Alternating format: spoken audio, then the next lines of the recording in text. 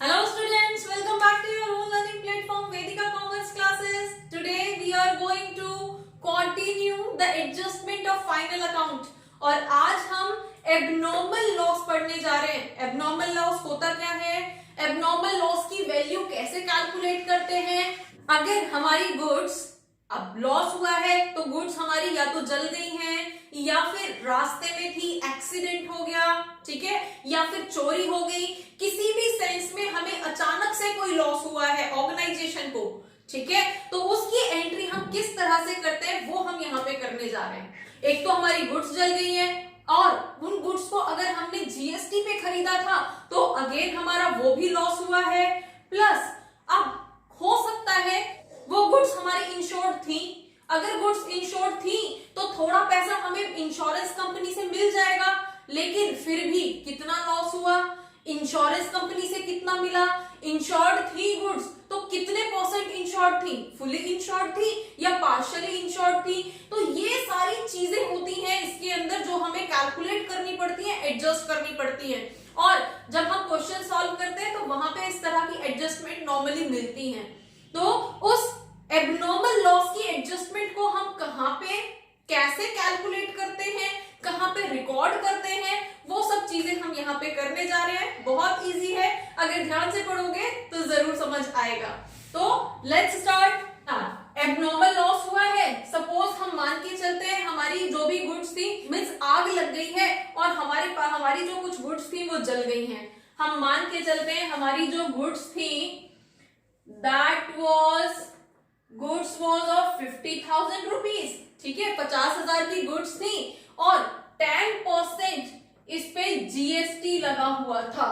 अब input GST लगा होगा, कितना इनपुट जीएसटी, अब 10% है तो 5,000 इस पे जीएसटी लगा होगा, टोटल हमारी 55,000 की गुड्स का लॉस हो गया ऑर्गेनाइजेशन को। तो कैसे दिखाएंगे? अगेन हमारे पास सबसे पहले हम इस एबनॉर्मल लॉस को कैटेगराइज करते हैं कि वो इंश्योर्ड था या नहीं था। तो फर्स्ट केस हमारे पास रहेगा if the goods were not insured. अब यहाँ पे हम नॉट की बात कर रहे हैं, इंश्योरेंस था ही नहीं, ऐसे ही गुड्स हमने खरीदी थी और गुड्स जल गई, जलने के बाद में हमें 55,000 रुपीज का लॉस हो गया। तो ये पूरा का पूरा लॉस ऑर्गेनाइजेशन का है ना, यहाँ पे कोई भी इंश्योरेंस कंपनी इस लॉस को शेयर करने वाली नहीं है, सारा का सारा लॉस ऑर्गेनाइजेशन को ही बियर करना पड़ेगा। तो वो किस तरह से शो करेगा? यहाँ पे हमारे पास सबसे पहली एंट्री कहाँ पे होती है, गुड्स थी ना, और गुड्स कहाँ पे रिकॉर्ड होती है, ट्रेडिंग अकाउंट में। तो ट्रेडिंग अकाउंट के अंदर हम परचेज में से माइनस कर देंगे, परचेज में से माइनस कर देंगे, ठीक है, लेकिन क्या माइनस करेंगे, सिर्फ 50,000 रुपीज, क्योंकि गुड्स तो सिर्फ 50,000 की थी, 5,000 की तो जीएसटी थी, जीएसटी की रिकॉर्डिंग ट्रेडिंग में नहीं होती। हमारे पास सिर्फ और सिर्फ 50,000 रुपीज को हम परचेज में से माइनस कर देंगे। 50,000 की गुड्स जल गई मेरी। सेकेंड एंट्री कहां पे होगी? सेकेंड एंट्री अब पूरा का पूरा लॉस ऑर्गेनाइजेशन का है और लॉस कहां पे रिकॉर्ड होता है, प्रॉफिट एंड लॉस अकाउंट के डेबिट साइड में। तो प्रॉफिट एंड लॉस अकाउंट के डेबिट साइड में या टू साइड में हम रिकॉर्ड कर देंगे और यहाँ पे कितना रिकॉर्ड करेंगे, कितने का लॉस हुआ है, 50,000 की तो गुड्स और 5,000 की जीएसटी, 55,000 का लॉस हुआ है ना। तो यहाँ पे हम डेबिट साइड में पूरे 55,000 शो करेंगे। डन। अब एडजस्टमेंट थी, 55,000 की रिकॉर्डिंग दो जगह होनी थी, एक जगह तो 55 हो गए, एक जगह 50,000 हुए हैं, 5,000 की एंट्री कहां होगी, उसको हम बैलेंस शीट के एसेट साइड, जहां पे हम इनपुट जीएसटी शो करते हैं, इनपुट जीएसटी जो टोटल इनपुट जीएसटी आपने ड्यूरिंग द ईयर पे की थी, उसमें से 5,000 माइनस कर देंगे। उसमें से जो जीएसटी का अमाउंट था, 5,000 ले रहे हैं ना हम यहाँ पे, वो यहाँ पे माइनस कर देंगे और इस तरह से इस एंट्री को हम शो करेंगे। तो कितने अकाउंट एडजस्ट करने पड़े हमें, कितने अकाउंट इफेक्ट हुए इस एडजस्टमेंट से, इस एक एबनॉर्मल लॉस से। सबसे पहले तो परचेज अकाउंट, परचेज में से गुड्स माइनस की, ठीक है। Then profit and loss account में हमने लॉस शो किया, टोटल लॉस शो किया। देन हमारे एसेट में जहां पे हम इनपुट जीएसटी को एज अ एसेट शो करते हैं, उस एसेट में से, उस इनपुट जीएसटी में से हमारे लॉस वाली जीएसटी माइनस कर दी, ठीक है। और ये कौन सा केस था, जब हमारी गुड्स इंश्योर्ड नहीं थी तब। क्लियर। अब हम नेक्स्ट स्टेटमेंट पे आते हैं कि जब हमारी गुड्स इंश्योर्ड थी तब कैसे करेंगे। नाउ इफ हमारी गुड्स इंश्योर्ड थी तो हमारे लॉस को शेयर करने वाली इंश्योरेंस कंपनी है। इंश्योरेंस कंपनी हमें थोड़ा सा अमाउंट रिफंड कर देगी, तो हमारा जो लॉस था 55,000 का वो थोड़ा सा कम हो जाएगा, है ना। अब कम हो जाएगा तो इंश्योरेंस कंपनी हमें कितना पैसा दे रही है, प्लस इंश्योरेंस कंपनी के पैसे देने के बाद में हमारा लॉस कितना कम हुआ, कितना बचा, अभी भी ऑर्गेनाइजेशन को कितना लॉस बियर करना पड़ रहा है, वो हम यहाँ पे करेंगे।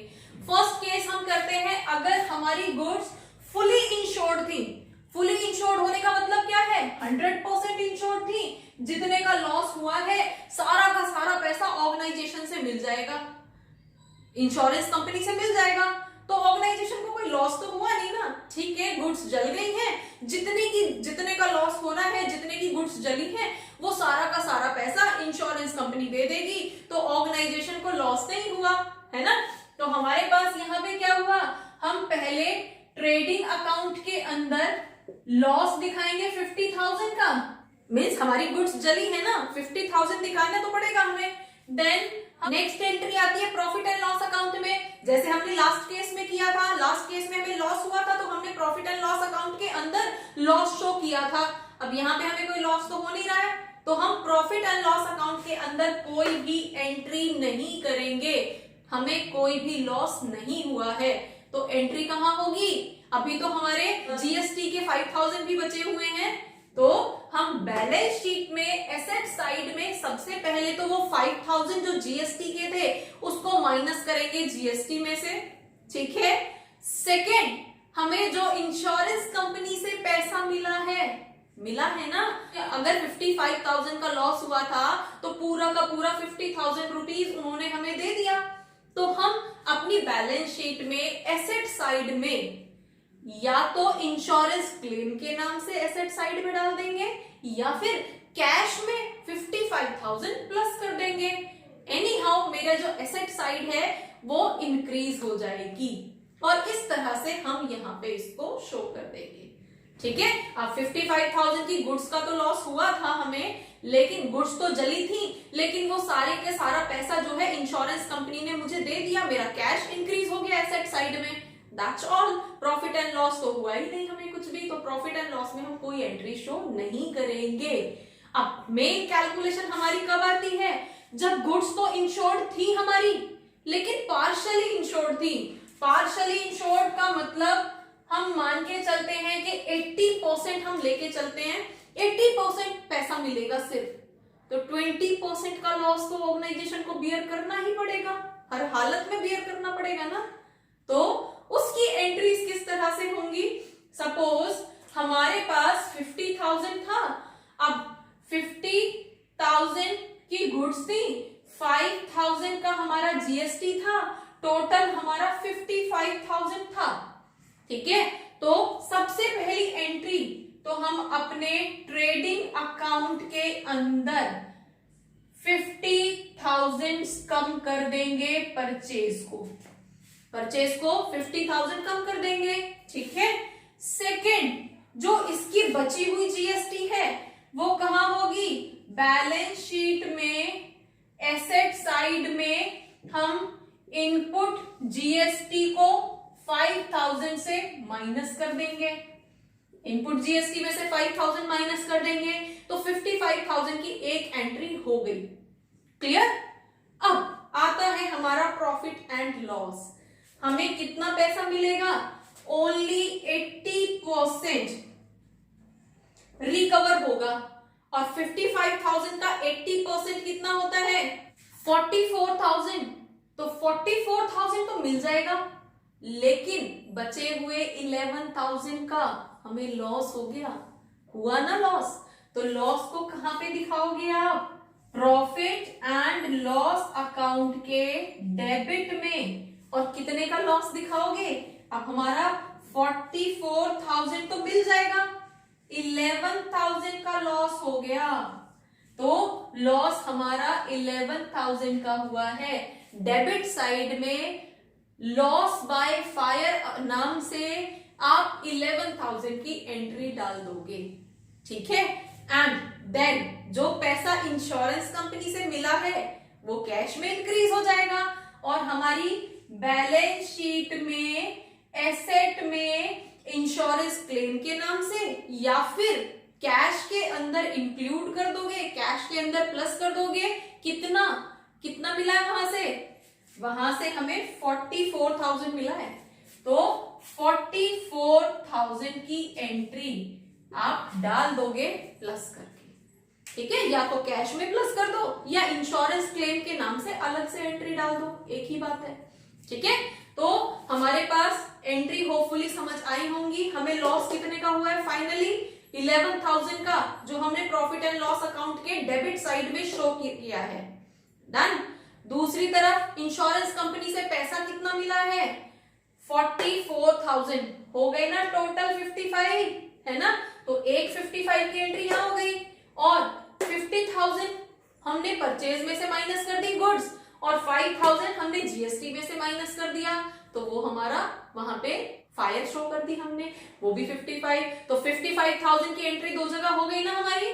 तो होपफुली किस तरह से इस एबनॉर्मल लॉस को एडजस्ट किया जाता है, किस तरह से कहां कहां पे इनकी वैल्यूज को पुट किया जाता है, कितनी वैल्यू कहां पुट करनी है, कितनी वैल्यू कहां पुट करनी है, आपको समझ आया होगा। For more keep watching, keep learning. Thank you.